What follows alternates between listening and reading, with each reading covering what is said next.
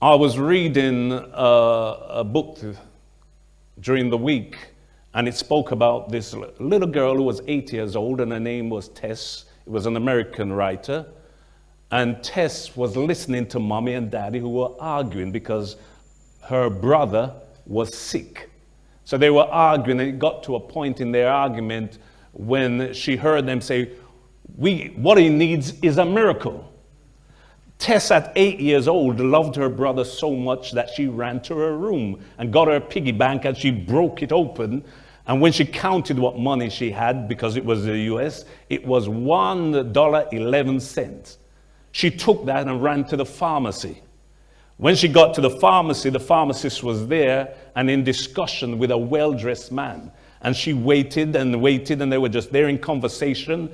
And in her impatience, because she was desperate, little Tess took the money, threw it down on the counter, and said, "Here's my money." The pharmacist said, "Hold on, you need to be patient." But she said, "I've got my money and I need to buy a miracle."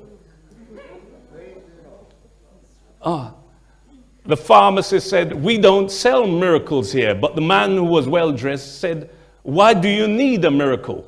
She said, "Because my brother is sick and needs a miracle." And he said, "How much do you have?" She said, $1.11.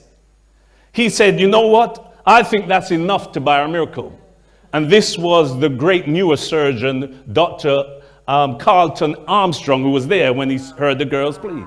So he went home, followed home, and the long and short is he operated on the little boy who got well.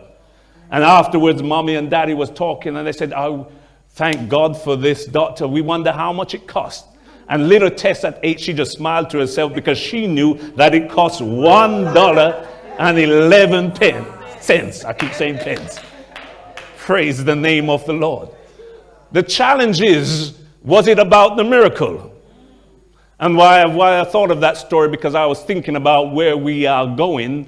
And the idea is that the moral for me was the faith.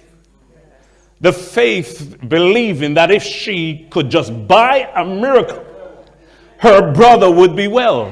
Praise the name of the Lord. But then it goes further. The scriptures tell us that faith without works is dead. She broke her piggy bank, got everything she had, and took it down to the pharmacy to buy a miracle. She put her belief that if she could only get a miracle, then her brother would be well. But she didn't just say it emptily. She broke her piggy bank, took everything she had to buy this miracle.